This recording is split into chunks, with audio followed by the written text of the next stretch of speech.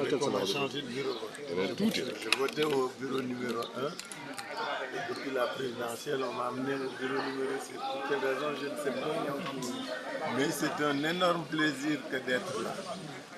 Et aujourd'hui, c'est un jour essentiel, important pour notre pays. Il s'agit de jauger la vitalité de notre système démocratique. Et depuis ce matin, nous sommes en train de suivre le déroulement du scrutin. Et il semble assez soucieux. En tout cas, c'est normal et naturel qu'à ce moment-ci, compte tenu du niveau de participation, que nous puissions être soucieux. On n'est pas inquiet, parce qu'on a encore 4 heures.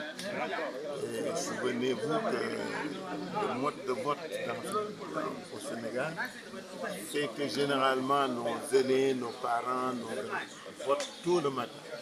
Beaucoup de gens votent entre 8h et 10h, 11h. Et après, c'est des gens comme nous qui venons voter à ce moment-ci. J'espère, je souhaite que les Sénégalaises et les Sénégalais, que les Dakaroises et les Dakarois sortiront en masse voter. Dans tous les cas, ça se déroule bien, en tout cas c'est à quoi ça ressemble. Il y a uniquement qu'il faut attirer l'attention des Sénégalais sur le vote des détenteurs d'ordre de mission. Les ordres de mission commencent à circuler, surtout à Dakar, parce qu'on nous signale des gens venant de Mbour, venant de Kolda, venant de Ziguinchor, venant de Kaolack, venant de la région de Thiès pour venir voter à Dakar. Pourquoi Dakar?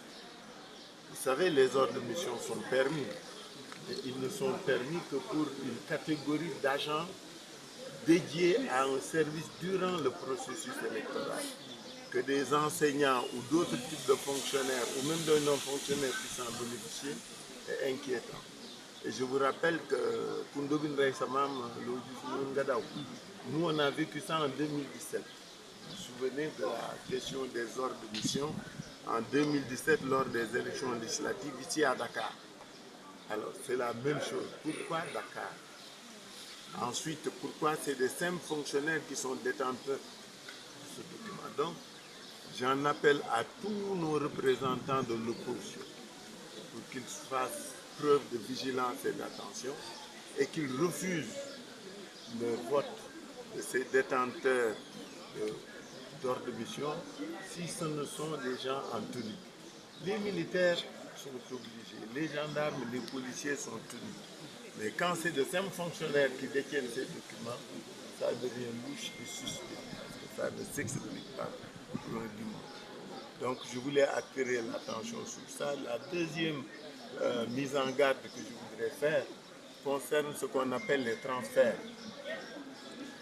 Les ordres de mission sont une forme de transfert, mais il y a aussi des transferts de lieu de vote ou de département en département. Même si la circulation interrégionale est interdite, mon Dieu, les gens, certains sont venus depuis 3-4 jours à Dakar. Et on commence à les identifier et ils veulent voter. Donc c'est une mise en garde. Ce n'est pas que pour que les gens soient inquiets, mais c'est surtout pour que nos représentants dans les bureaux de vote fassent preuve de vigilance. Dakar est un enjeu. Nous allons le gagner, Inch'Allah.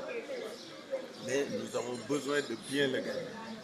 C'est pourquoi on appelle tous les Sénégalais, toutes les Sénégalaises, tous les Sénégalais, mais surtout toutes les Dakaroises et les Dakarois à sortir voter massivement. Pour moi, ce scrutin qui a été organisé dans la précipitation, dans la violence, puisse au moins se terminer en beauté. Sinon, vous savez, les débuts sont assez laborieux. Personne n'est satisfait, tout le monde est inquiet. Les récriminations sont là, mais faisons en sorte que cela se termine en application. On l'espère, on le souhaite. On appelle tout le monde à faire preuve de responsabilité et de citoyenneté et qu'ils viennent voter. Parce que ce serait dommage que nous puissions nous retrouver avec un 30-35% de 40%. Le dernier problème sur lequel je voudrais insister, c'est les transferts, les transferts des bureaux de vote, des lieux de vote.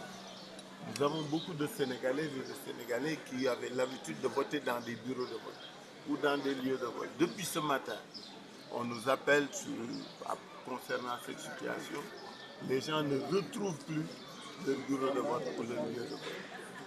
Ils viennent, on leur dit vous n'êtes pas sur les listes. Alors déjà, on n'est pas très nombreux à sortir voter. Si les gens doivent avoir des difficultés pour voter, c'est un vrai problème.